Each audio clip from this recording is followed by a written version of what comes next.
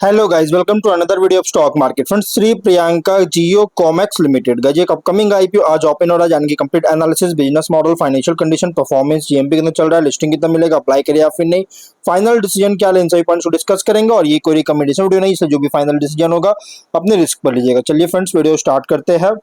तो guys IPO जो है आज के दिन 24 जून ओपन हो रहा है, 29 को क्लोज किया जाएगा। 3 डे आईपीओ है। 2 जुलाई का listing date, 10 rupees face value, 207 212 rupees का प्राइस बैंड, 600 शेयर्स की lot size, fresh capital, book build IPO, 95 crore का इशू साइज, 44.6 लाख शेयर्स का इशू किया गया है। Nikunj stock broker market maker NSC SME पे लिस्टिंग किया जा रहा है। अलॉटमेंट डेट 30 जुलाई का 1 जुलाई को 30 जून को अलॉटमेंट डेट है। 1 जुलाई को रिफंड रिलीज किया जाएगा, शेयर्स डिमैट अकाउंट में क्रेडिट होगा।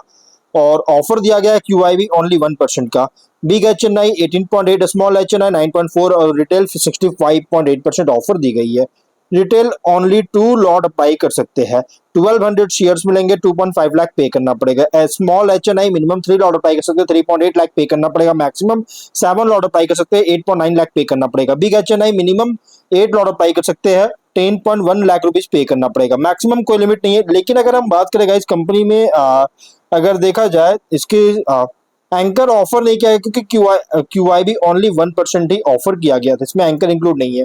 और यहाँ पे गाइस जीएमपी 0 रुपीज का, विच मीन्स कंपनी फ्लैट या तो डिस्काउंट लिस्टिंग करेगा। बिजनेस की बात करें तो कंपनी जो है ये globally diversified commodity focused group है, जो कि 2 मेन बिजनेस सेगमेंट है कंपनी का। जिसमें फर्स्ट है क्रिटिकल मिनरल्स, जिसमें बैराइट, फ्लू और स्पार और कॉपर कैथोड। और सेकंड है राइस ब्रांड ऑयल।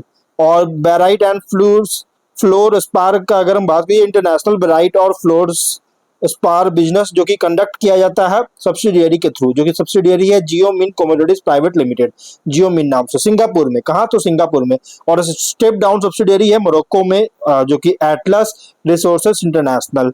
और सेकंड है कॉपर कैथोड, जो कि प्रोक्योर करता है कॉपर कैथोड का, कहाँ से? चिल से जो कि प्रोक्योर करता है, जो कि one of the copper rich countries है। और इसको आगे जियो मिन कमोडिटीज के द्वारा सेल करती है।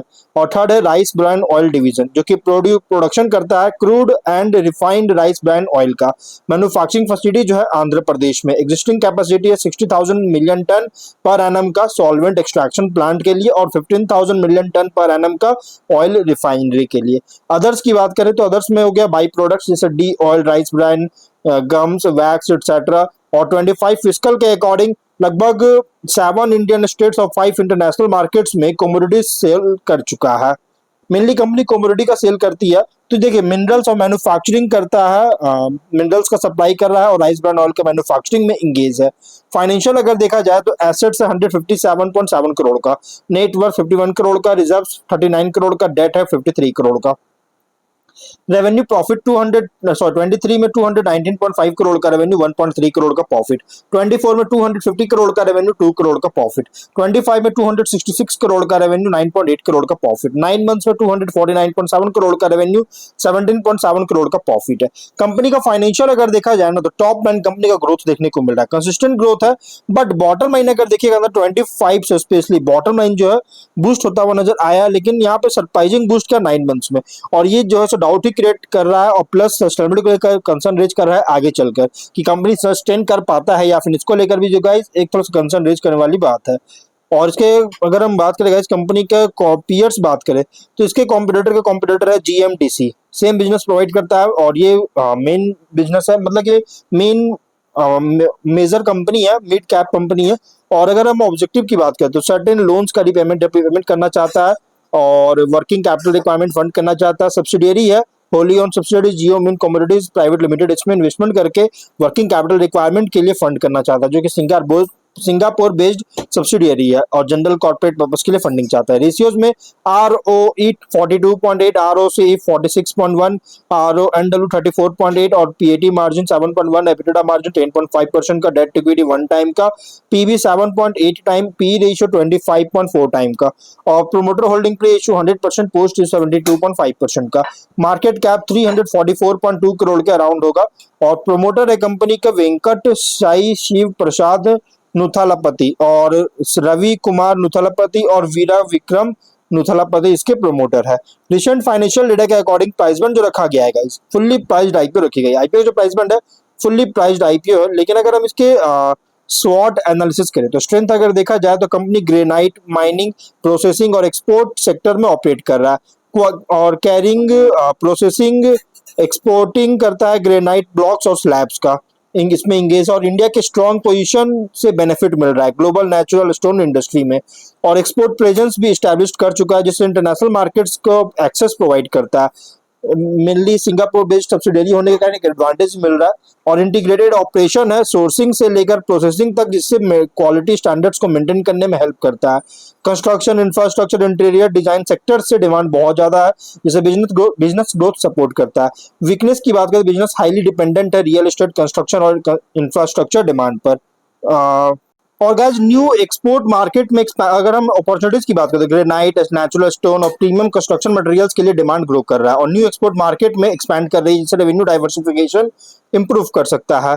और अगर हम यहाँ देखेंगे, infrastructure real estate development increase हो रहा है जिससे लॉन्ग टर्म डिमांड को सपोर्ट करता है। Value added processed stone products का इंट्रोड्यूस करने का अपॉर्चुनिटी मिल रही है। लग्जरी रेसिडेंशियल कमर्शियल प्रोजेक्ट्स में ग्रोथ देखने को मिल रहा है जिससे प्रोडक्ट डिमांड इंक्रीज कर सकता है। लेकिन वीकनेस में अगर देखिए तो वर्किंग कैपिटल इंटेंसिव है इन्वेंट्री और एक्सपोर्ट रिसेबल साइकिल्स के कारण।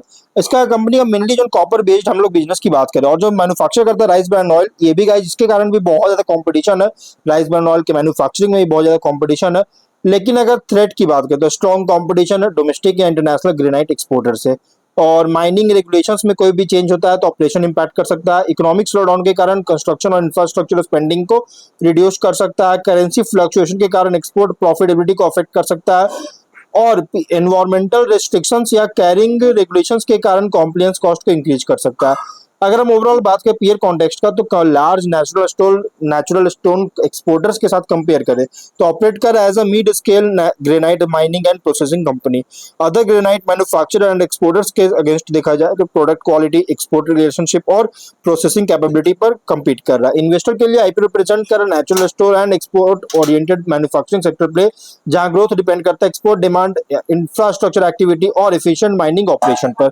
तो ओवरऑल अगर बात करें देखिए आईपीओ जो है ना प्योर लॉन्ग टर्म आईपीओ, और इसलिए जो भी फाइनल डिसीजन लीजिएगा अपने रिस्क पर लीजिएगा, ये कोई रिकमेंडेशन वीडियो नहीं। तो गाइस वीडियो यहीं पर एंड करते हैं। अगर कोई डाउट है कमेंट बॉक्स में पूछे। मिलते हैं नेक्स्ट वीडियो में। बाय।